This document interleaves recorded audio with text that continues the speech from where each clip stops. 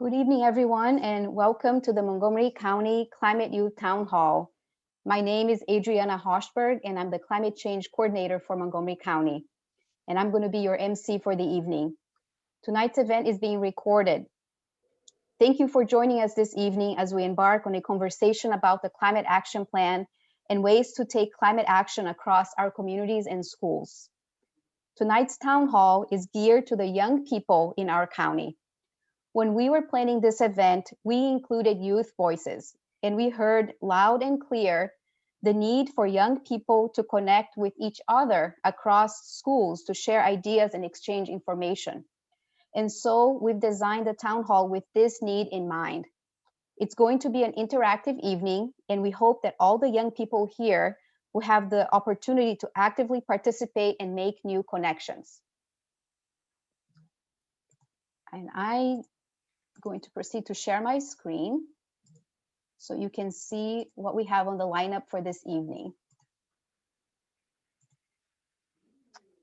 Here's an overview of the agenda. The Climate Youth Town Hall has three main parts. First, we're going to hear from a wonderful group of speakers. Immediately after the speakers, we will have multiple rounds of breakouts to give you an opportunity to connect with other participants and exchange ideas. We'll all come back together and we'll wrap up with a fun and slightly competitive climate change quiz that you can play either on your computer or on your mobile phone. If you have questions and comments, I encourage you to hold them until we get to the breakout sessions. We'll also have a few minutes towards the end of the evening to answer a few questions, but given the large number of participants, we won't likely be able to answer all questions at that time. At this time, I would like to introduce our County Executive, Mark Elridge, for his welcome remarks. Despite the pandemic and economic challenges, combating the climate emergency continues to be a top priority of the County Executive. And now, County Executive Mark Elridge. So I just want to say hi to everybody, and it's really good to be with you tonight. I'm really heartened to see so many young people here this evening. And there are students here from Montgomery College and MCPS and from private schools, and you're all here virtually. And I'm hoping that a year from now, we do this again and we're actually able to do it in person. That would be nice. We are clearly in a climate emergency. And if it were not for COVID, the horrifying stories of the day would have been climate stories. But COVID has pretty effectively knocked a lot of those stories out of the headlines. And we hear, all of the threats to society that COVID poses. And I don't know if you're all reading the articles about the Antarctic and the Arctic and how the worst case scenarios are now the most likely scenarios in terms of melting of the ice caps and all the other stuff that's happening, which is truly, truly frightening. So when COVID hit, we made two decisions. We threw all the resources we could at the county at COVID, because COVID is the crisis of the moment. But we also decided that we were going to have our departments keep working on long-term solutions to the permanent crisis, which is climate change. And so we continued to do work to move that along at the same time we've been trying to deal with COVID. And I've got to say, your generation has been handed this slow rolling disaster, but the disaster and the slow roll, I think, is speeding up, and the outcomes are going to be a lot harsher. When in my generation, we grew up worrying about the nuclear bomb. I was alive during the Cuban Missile Crisis. There were a couple of weeks since I lived in the DC area, we dreaded every day whether we were going to be awakened for one brief moment to a loud explosion and a blast of hot air and poof, the end. And that was our disaster. And that's what we stared at. And it certainly shaped how I thought growing up. And your generation is faced with another disaster. The threat of immediacy of nuclear war is not the same. It's still there. But what we deal with, all of us have to deal with, is the slow burn of the planet. And what are we going to be able to do about it? We kept working on things. Like I said, we have just released the draft climate action plan. Um, that was the result of the recommendations that were given to us um, by a citizen-based panel, which brought together some of the most amazing people that I've seen in the county from all walks of life. Frustrated back then when somebody else was president, frustrated EPA members who wanted to contribute to society and try to move things forward and couldn't do it in their own agency, volunteered to work with us on the panel. So we were able to bring in a wide range of talent. And it led to, a desire to move on a path to zero. I was on the council when we set a goal of 80% reduction by 2027 and 100% by 2035. We absolutely knew those were extraordinarily ambitious goals, but what motivated us to set those goals, that if we had set other goals, what other people might have called more reasonable goals, we might have met them and said the job was done. And what I know myself and what Tom Hucker was thinking is we wanted to set goals where we would not get to the point where we could say the job is done. That unless we really got here, we would know there was always more work to do. And so we know the path is ambitious, but the path is necessary. I'll talk a little bit later about what things we've been doing in the meantime, but the plan goes beyond greenhouse gas emissions. It covers climate adaptation, carbon sequestration strategies. We're already feeling the impacts of climate change in our county, hotter summers, increased flooding events, and more extreme storms. We're also looking at this in the terms of racial equity and social justice. We know that minority communities are often the ones that bear the burden of the location of facilities that might affect somebody else's property values severely, but is apparently of much less concern when it's a minority community. And we know that in terms of the costs, any decision that increases the cost of moving forward is going to fall heaviest on the people with the least resources. And we're going to have to find a way to do this in a way that's just, not simply say, you're just going to have to deal with it, pay the bills. So we have to be sure going forward that we address racial equity and social justice. We'll, look at something called the climate gap, and that's where you can see how the different folks of color in our community are disproportionately affected by these hazards. Our work to get to zero greenhouse gases by 2035 involves many people, and we anticipate we're going to need many more. One of the things I hope for out of the climate committees that made the first report is that whole committee would then become the ambassadors. And I hope you decide to become ambassadors who will work in the community to tell people the changes we have to make are necessary. You're going to encounter skeptics. I could tell you their names. I know who some of them are. They don't want to spend the money to get there. Some people don't flat out believe this is actually an emergency. Some people think this is just the natural course of the planet and it'll just straighten itself out all in due time. And then you're going to have folks who just don't want to bear the cost of it because they can't equate the long-term damage that they don't see with what it may cost them in the short term. So we can really use you, not just tonight, but we can use you to enlist to be ambassadors when we roll out the final plan and we start going to communities and saying, this is what we need you to do. We need you to inspire your students, your fellow students. We need you to inspire your families. We need you to work in the community.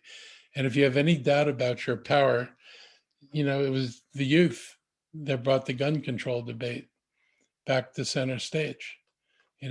People for generations have been talking about it with not a whole lot.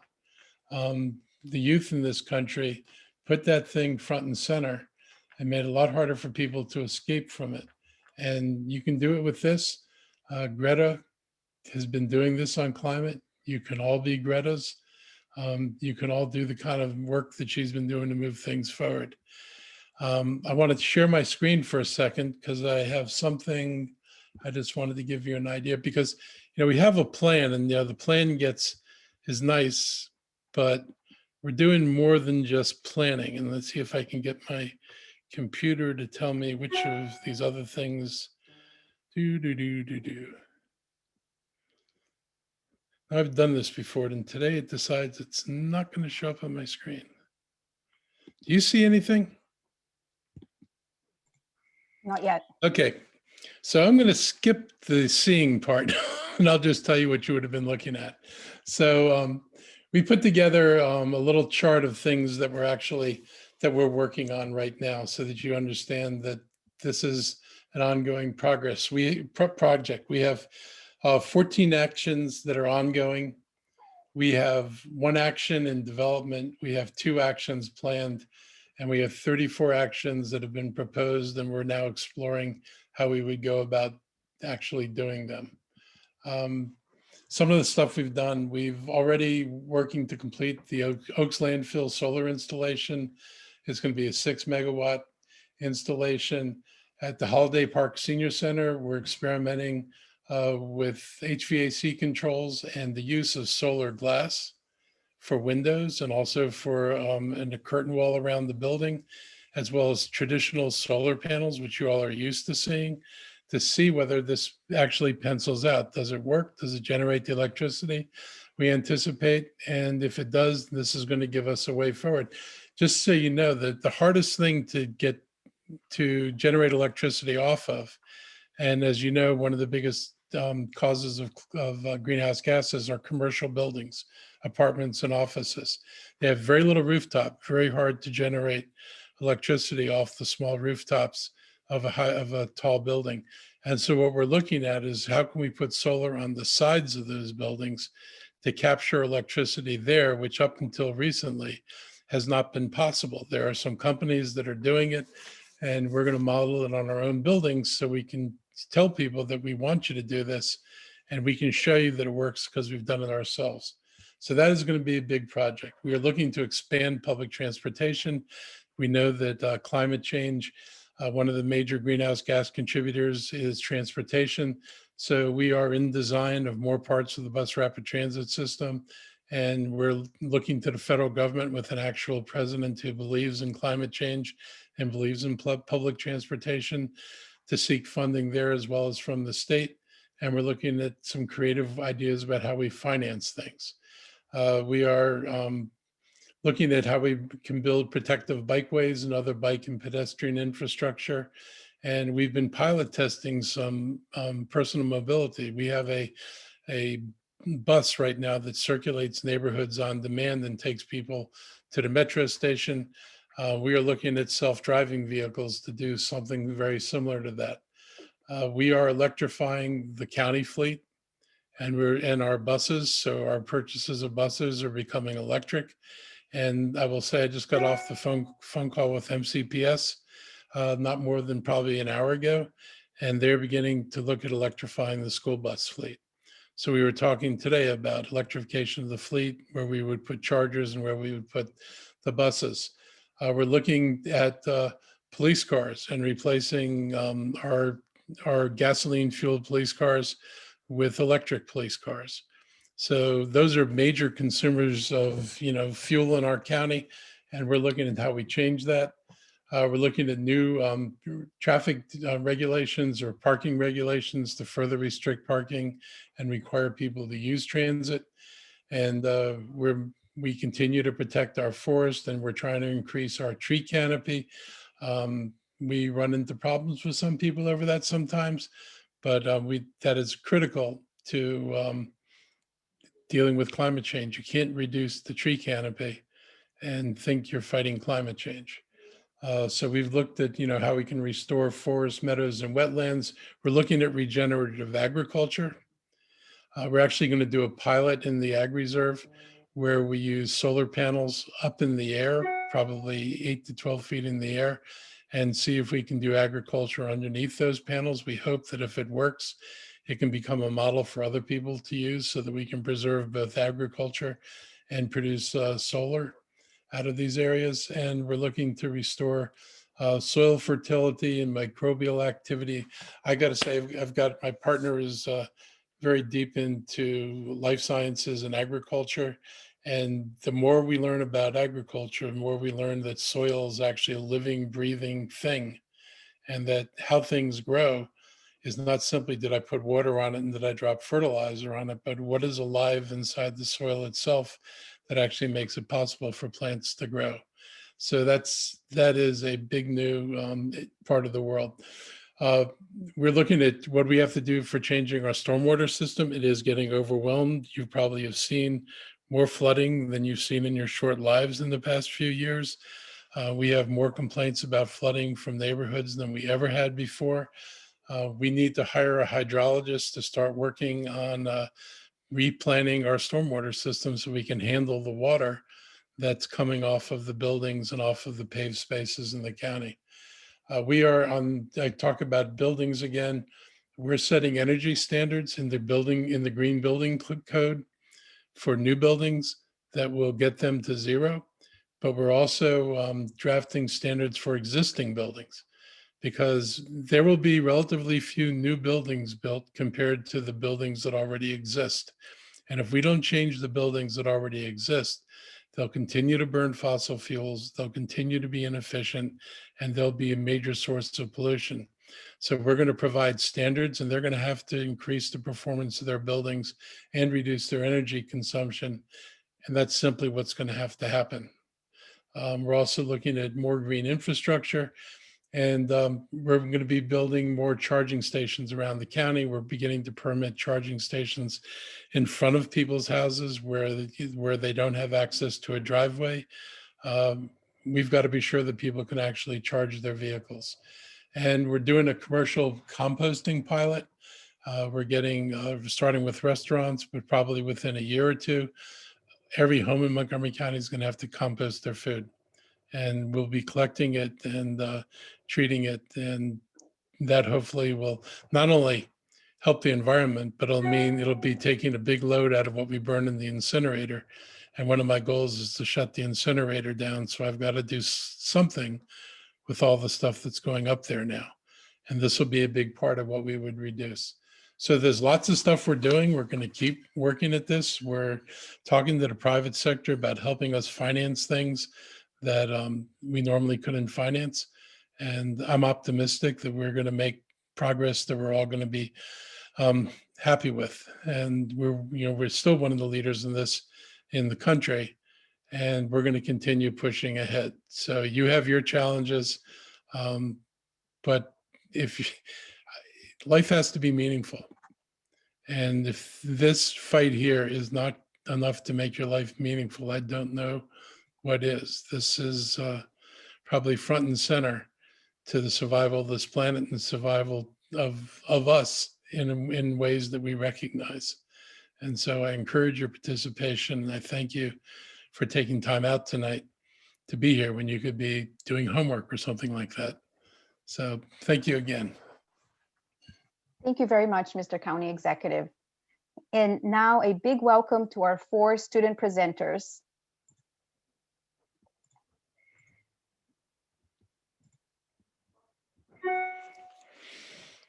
Speaking to us tonight are Teresa Doley from Montgomery College, Apurva Mahajan from Sherwood High School, Brianna Akumwa Boateng from Poolesville High School, and Kaylee Fellner from the Charles E. Smith Jewish Day School. Teresa will be providing an overview of the county's draft climate action plan. Take it away, Teresa. The Climate Action Plan is Montgomery County's well-thought-out strategy to cut greenhouse gas emissions 80% by 2027 and 100% by 2035. The Climate Action Plan includes 87 steps the county should take to reduce its emissions. The plan seeks to cut greenhouse gas emissions while also examining the effects of a changing climate on Montgomery County and includes strategies to reduce climate-related risk to the county's residents, businesses, and natural environment. The Climate Action Plan was influenced by the Montgomery County Council's Emergency Climate Mobilization Resolution. The resolution recognized the existential threat that climate change poses to human society and natural ecosystems. The main domains that the county wishes to address are the following: clean energy, buildings, transportation, carbon sequestration, climate adaptation, climate governance, public engagement, partnerships, and education. More specifically, Montgomery County will invest in clean, reliable, affordable electricity, build resilient and efficient buildings, look for ways to safely and affordably and sustainably move people and connect them to places, preserve and enhance its nature-based solutions, including forest and wetland ecosystems, green spaces, and trees, while reversing carbon dioxide emissions, invest in resources and infrastructure to withstand the impacts of climate change, institutionalize an organizational culture and structure that fosters creativity, cross-department collaboration, and innovation to implement systematic climate solutions and encourage community members to be empowered, engaged, and motivated to take action on climate change while striving for equity among all members of the community. The Climate Action Plan identifies the county's 4 largest and growing climate hazards: extreme heat, extreme precipitation, high winds, and drought. The plan proposes ways to avoid these impacts by reducing carbon emissions to zero. One of the ways that they will reduce carbon emissions to zero is through carbon sequestration. Carbon sequestration methods include increasing tree canopies and restoring forest meadows and wetlands. One thing I personally admire is the fact that the Climate Action Plan considers the racial equity and social justice implications of each climate action and identifies equity enhancing measures designed to address these inequalities. More specifically, it acknowledges the lack of economic, health, and social resilience that makes it difficult for climate vulnerable communities, notably people of color and low income populations, to benefit from actions that aim to reduce or eliminate climate risks. The Climate Action Plan aims to put forth climate actions that reflect the county's diversity and ensures that these actions are tailored to the needs of all its residents, in particular those most vulnerable to climate change. The Climate Action Plan makes me proud to be a citizen of Montgomery County, and I hope other counties will follow suit in the near future. Thank you, Teresa. Next, Apurva will share an overview of the public engagement section of the Climate Action Plan.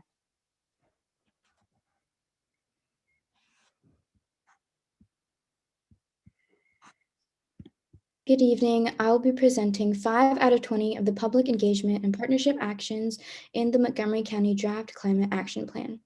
Montgomery County household carbon footprints are relatively high compared to the national average and are much higher than the vast majority of other countries. The public outreach campaign is aimed to empower the public with information on how to reduce emissions and adapt to the impacts from climate change. Some proposed ideas are to give residents and businesses access to resources that allow them to protect their families and businesses, such as tips for high heat preparedness and the National Flood Insurance Program, which gives insurance to reduce the socioeconomic impact of floods. The outreach campaign will be based on evidence and peer-reviewed research to deliver tangible results. County departments will also appoint a representative to the Climate Change Communication Coalition, which will develop, coordinate, and disseminate information on climate change available to all sectors of society.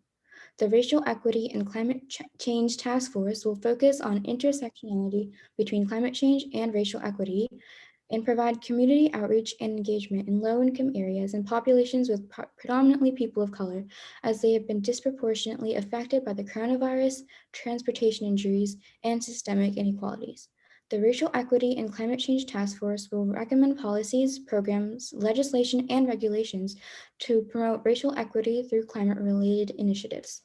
The statewide coalition of local governments will focus on advancing ambitious state climate policy by collectively advocating their positions before the state legislature, Public Services Commission, and the utility companies. Public art installations will also be put up throughout the county, and county artists will engage the public to raise awareness, discussion, and action on climate change. The art will conjure the feelings of engagement and responsibility as a reaction to climate change to the audience that graphs, data, and scientific analyses don't have the ability to. And those are just 5 out of 20 of the public engagement actions. Thank you so much, Apurva. Next, we will hear from Brianna, who will be providing an overview of the education actions in the Climate Action Plan. Hi, I'm Brianna, and I'm going over the education-related aspects of the Climate Action Plan. Next slide, please. So the main idea here is that when students are making sustainable choices at school, they are more likely to bring those habits home and affect change in their own communities. School is meant to prepare students for the future, so it's important that they're prepared to maintain it as well. There are four main ways that the plan will be implemented. First would start with curriculum, then incentive-based sustainability goals, some hands-on aspects, and finally how it will affect teachers and staff. Starting with the curriculum, the four main affected departments are the science department, the language arts, social studies, and arts and humanities. With the science department, they would implement intermix environmental sciences into related units like climate and weather, and there would be some additions added to the 6th grade outdoor ed field trip. For the language arts department, they would integrate some related literature into class. The social studies departments would implement stewardship projects and community service opportunities while learning about climate change and its effects.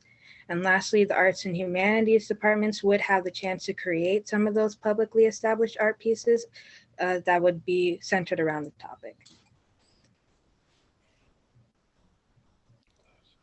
There are a lot of ways you can take on sustainability goals, but here are some examples about how they would actually work.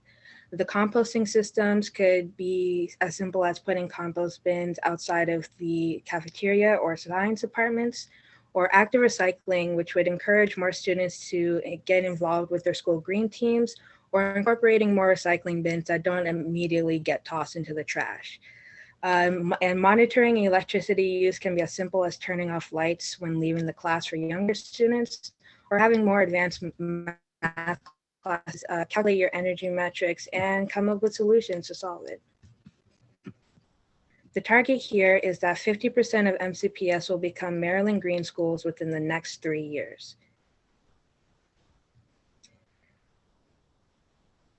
Now, for the hands-on aspects, a major part is being able to take students outdoors. This can be through outdoor classrooms. When learning about the environment, it's a great way to make connections by learning outside. And there will also be a program for maintaining gardens where students will be able to maintain their school gardens in the courtyards while learning about food systems and business management. And even if there is no garden, that's no problem at all. Schools can utilize smaller indoor gardens, or MCPS will install some small scale ones. The target here is that every student should experience maintaining a garden before they exit high school. And now as for teachers and staff, they will be provided with a training where they will become more equipped with answering climate related questions in ways that are appropriate for their respective grades. And private and home schools won't be mandated to take this training, but it will be available for them to participate in, and all the previously mentioned plans will also be recommended. Now, as for facilitating the sections, teachers and staff play a major role in how all of this would work out. The MSDE has control over the curriculum, but teachers have the freedom to interpret it differently in ways that work for them and their school. And teachers and staff are also encouraged to create incentives that help students participate in the sustainability goals. This way they can create competitions and anything in between. There will be an annual event for all of the Maryland Green schools that are verified. So to get to that point, it's good to have some incentives along the way. There'll also be a cross-department partnership where teams will be established to mitigate any issues that come with these changes within and around the county. So thank you. And if you have any questions, please remember to make a note and talk about it in the breakout rooms. Thank you so much, Brianna. Next, we'll hear from Kaylee on the importance of youth voices.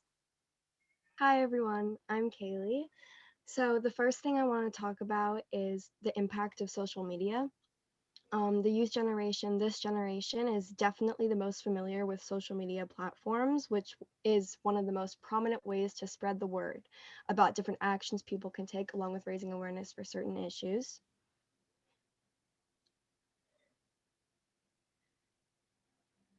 And then the second, all of these points kind of tie in one to the other.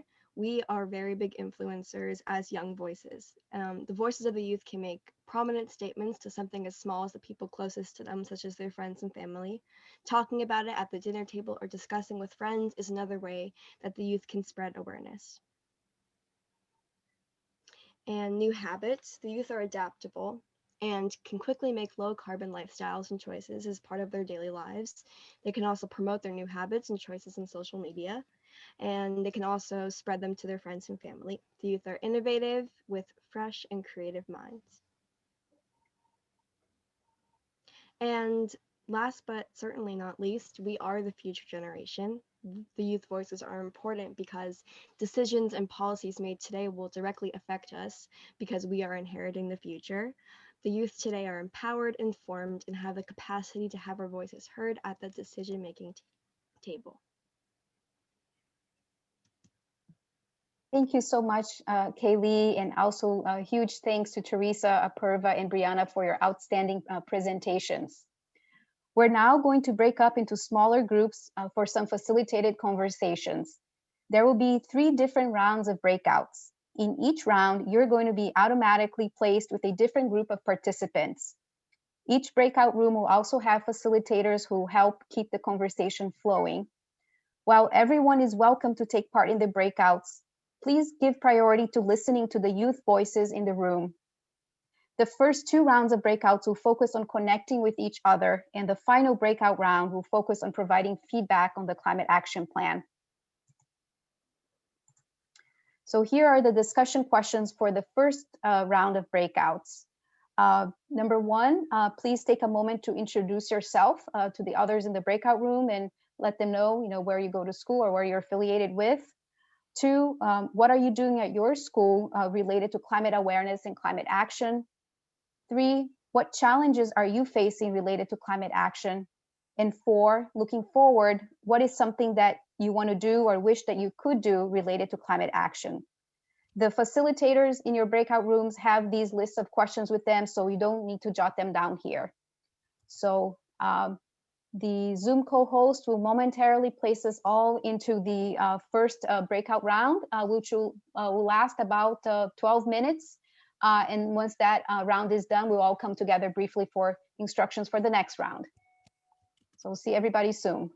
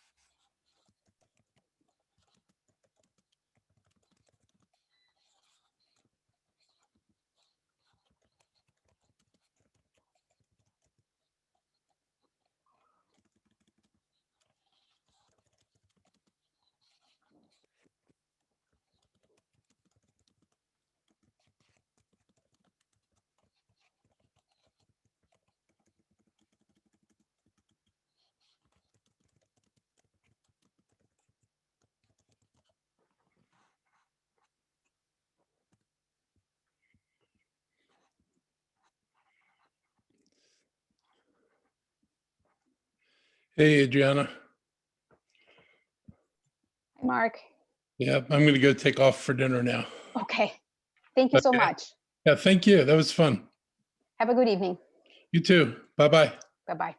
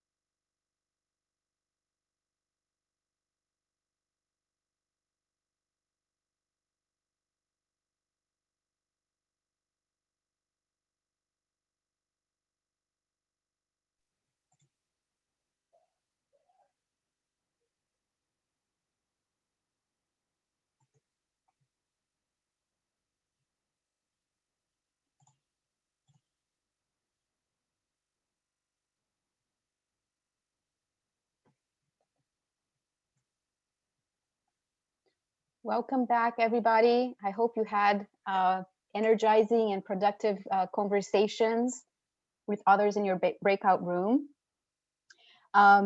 We are now going to proceed to round 2 very shortly. Round 2 is going to be a continuation of the conversation, or the same type of conversation that you had in round 1, but with a different group of people, continuing to be able to connect with other people who are here attending the town hall. And in order to set up round 2, we need to just a few more seconds to get that all set up. And so I'm going to share with you a climate change joke that my son, well, for him, it wasn't a joke. For me, it's a little bit of a joke. But when he was 5 years old, he said, "Mommy, to fight climate change, we're going to have to call up all the people in the world. That's more than 100 phones." So indeed, more than 100 phones. While we're waiting to get the round 2 breakout set up, I want to put a plug in for our climate change art contest that's going on.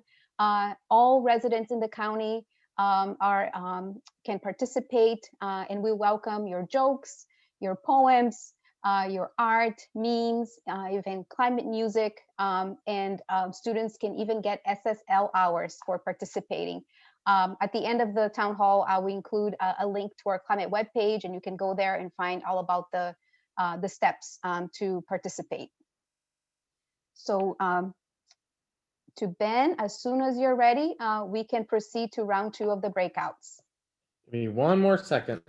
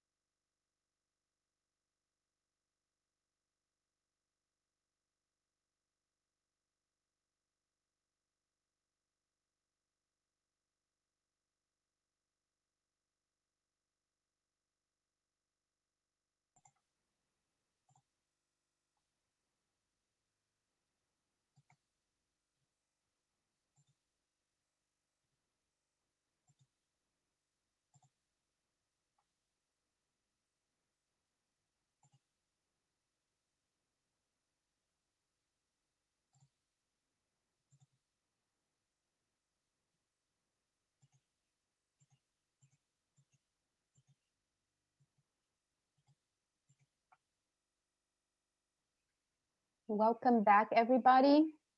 I hope you had some productive conversations. Now we are on to our last round of breakouts.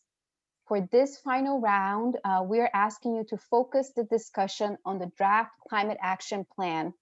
And here are the prompts that the facilitators will be asking you.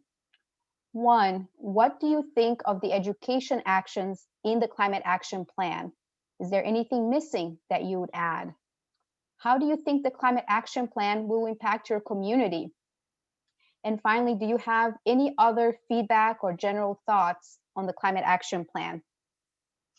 Because we do need a moment to get everybody situated for the last round, I'm going to just skip ahead a couple of slides to let you know some different ways that you can stay engaged with our climate initiatives in the county. The first one I already talked about. You can participate in the Climate Action Plan Art Contest. It's open through the end of this month. And again, you can earn those SSL hours for participating.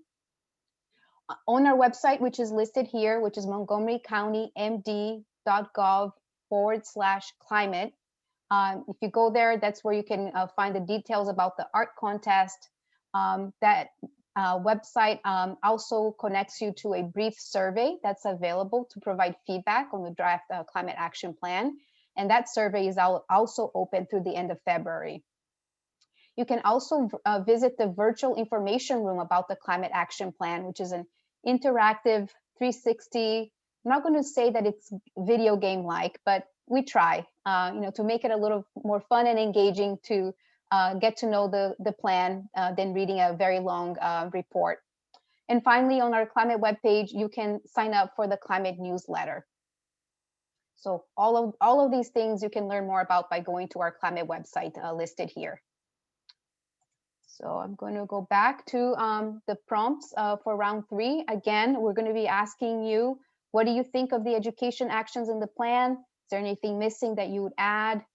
How do you think the climate action plan will impact your community? And do you have any other feedback or general thoughts on the CAP? So with that, as soon as Ben is ready to send you to your breakout rooms, you'll be on your way.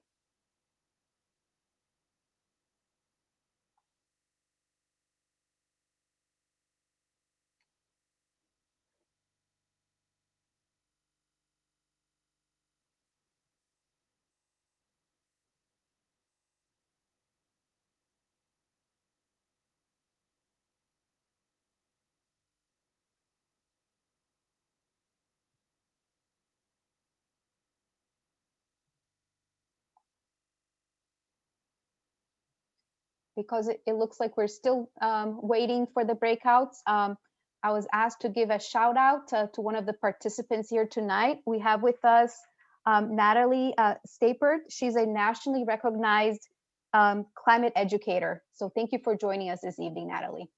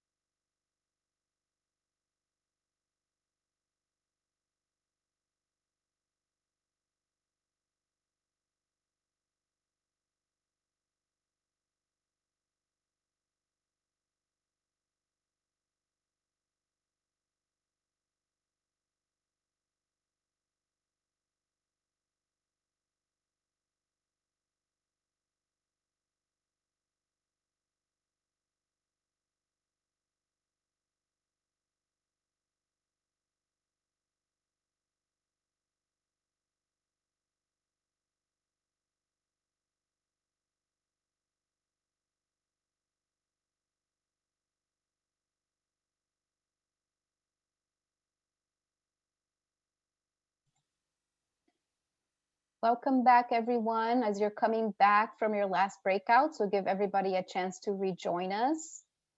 As soon as everybody's back, we're going to have time for 5 minutes of lightning rounds of questions. So if you have a burning question, you can enter into the chat.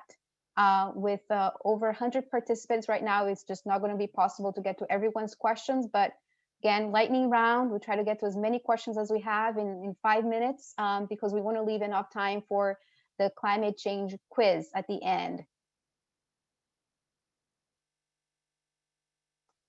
Again, for those who are just rejoining us now, we're about to go into a lightning round 5-minute Q&A session. So if you have any burning questions at this time, you can enter into the chat and we'll take as many as we can until the 5 minutes are up.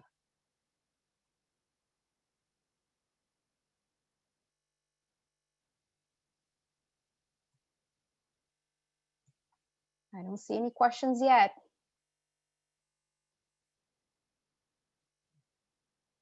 All right, first question. How will the CAP be financed? Also, is there a detailed timeline for each of the desired goals besides emissions reductions? So the CAP will have to be financed by a combination of public resources and private resources, not only from the county, but as well as from the state and federal government. All resources will going to be needed to meet this challenge. In terms of a timeline for each of the desired goals, some of the actions we'll be able to implement right away, and some will take a little bit longer to get underway. But we need to meet all of these actions, have them implemented by 2035 if we want to meet our greenhouse gas emissions goal by then. Question about how, as a teen in a private school, do I become part of the Climate Change Communications Coalition? The Climate Change Communications Coalition is one of the actions identified in the plan. And if you fill out the Climate Change Plan survey that is on our website, it's a SurveyMonkey survey. And within the survey, there's an option for you to let us know if you're interested in participating in the Climate Change Communication Coalition. So please take a moment to fill out the survey, and then you can leave your email address in there if you choose. And then once we're ready to get the Climate Change Communication Coalition up and running, you'll be notified. There was a question about will there be another climate town hall? Wow, sounds like you enjoyed this one. So absolutely, we'd love to be able to have more of these. I think that MCPS, in fact, is thinking about having a longer summit that's more than just an hour and a half, so that you can dive deeper into these issues. How do we all stay in touch to be able to work together? Great question. I hope that you were able to make connections and contacts with each other, or at least get to know names and schools and whatnot during the session, and be able to kind of take those conversations offline and continue and build those relationships. As the county, we're happy to continue to facilitate additional meetings and town halls similar to this one to continue to be able to serve as a convener for these connections to be made with the community. How does the plan help restore coral reefs? The Climate Action Plan does not directly address coral reefs. The actions in the plan are focused on things that we can primarily, not exclusively, but that we can primarily do within the borders and boundaries of Montgomery County. And we don't have any oceans or seas, right in our backyard, although I wish we did. So that is a topic that is not directly addressed in our county's plan. All right, the questions keep coming. I'm trying to get to them as fast as I can. Let's see here.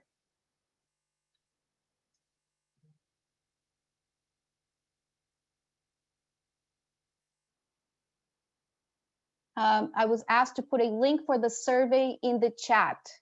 Yes, we can put a link to the survey in the chat. Okay, so I think that our 5-minute lightning round is up. I'd like to give the floor to Sarah Kalgren, who's one of the fabulous climate interns in my office, and she's going to walk us through the steps what it takes to play the climate change quiz on Kahoot. Okay, hi everyone. I'm just gonna go ahead and share my screen really fast.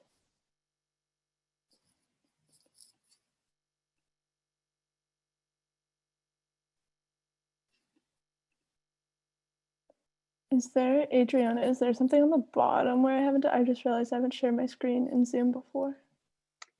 Yes, there's a button, a green button that says share screen with an arrow pointing up. Okay. There you go. Awesome. So what you guys should be looking at is the screen with the Kahoot game, and I'm presuming a lot of you have played this before, but just in case there are those of you who haven't, what you're going to do is go to www.kahoot.it. Perfect. And some people have already gotten it. And the game pin is what you're going to type in the little entrance.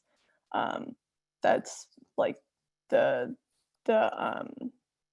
pin that's going to allow your computer screen or your phone to kind of turn into like your remote.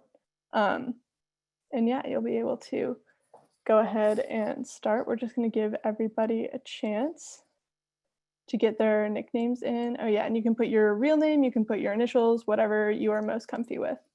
And then what's going to happen is the questions are going to pop up on this screen, and then there are going to be corresponding shapes and like colors that are going to be on the answers on the screen. And then you can look at either your phone screen or the other like tab that you have up to press the questions. And you are graded on both the accuracy of the question that you answer and also how quick you can do it. And I'll be reading out the question as it pops up, and then also all the answers. And then once we get to the answer page, everybody will have 1 minute to put in all the answers, so you'll have enough time to get it all set up. There's still some people trickling in, so we'll keep it going for now. I like the use of emojis in here. This is very cute.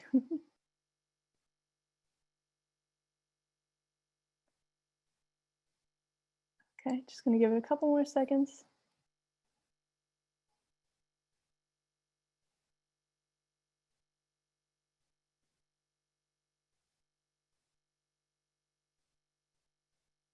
Okay, perfect. So I think we're gonna go ahead and get it started. So welcome to the Youth Climate Town Hall Kahoot. First question's coming up. So wasting less food is a way to reduce greenhouse gas emissions.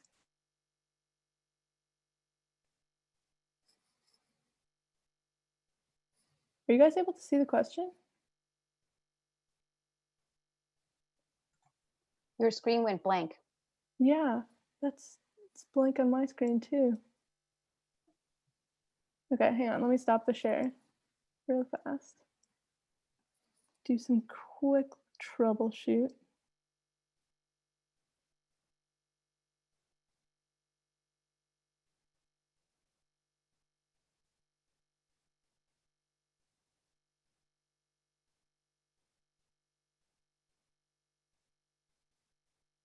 Okay, guys, it looks like, I don't really know why that did that, but I'm just gonna try it again. And if everybody just wants to re-put in that game pin, then we can get this started.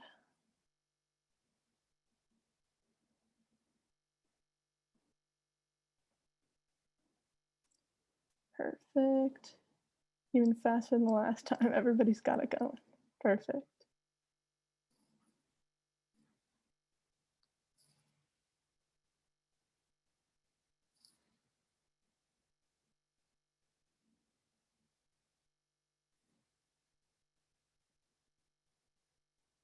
Good stuff. I like the long Aaron. Very nice.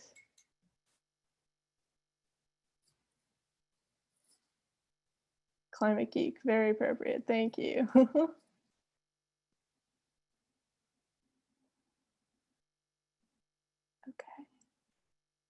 All right, fingers crossed it's gonna work this time. We'll see if we can get it back to the 62 that we were at so everybody has a chance.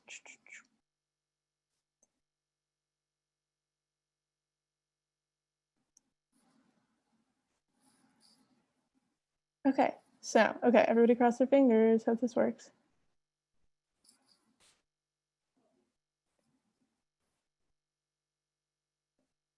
There we go. Okay, wasting less food is a way to reduce your greenhouse gas emissions. Okay, no. All right, everybody, we're gonna try this one more time. And if it doesn't work, Adriana, do you think we should just call it, try one more I think time? we should. I think we're getting close to the end. Unfortunately, we're not able to get it to work. Yeah, it's too bad. Maybe we can send out the link later if folks want to play, because it was a really fun game. We'll do that as a follow-up activity. I was going to congratulate the people who were the top contenders. Like that was my next line here, but I'll have to hold on that. I'll wait everybody's scores and then I'll congratulate you afterwards. So I do want to leave you with a thought that a colleague shared, which is that, we do have the climate website, the county's climate website, and we can use that page to upload information about student-led climate organizations. So if you're participating in a student climate group and you have your own webpage or a social media presence, and if you want to let us know about that, you can email our climate website, and I'll ask one of my colleagues to put it in the chat, but it's climate@montgomerycountymd.gov. Again, if you are a student who a leader of a climate organization, and you want to get the word out to others about it, and you have a social media presence or a website, we can upload, share your information, post it basically on the county's climate website, if that is of interest. So I want to thank you so much for your participation today. I think I really certainly enjoyed it. I hope you did too. Before we leave you, we have a very quick 30-second poll that we're going to share on the screen right now. Let us know, please evaluate the evening. Please share your very quick feedback on how you thought it went.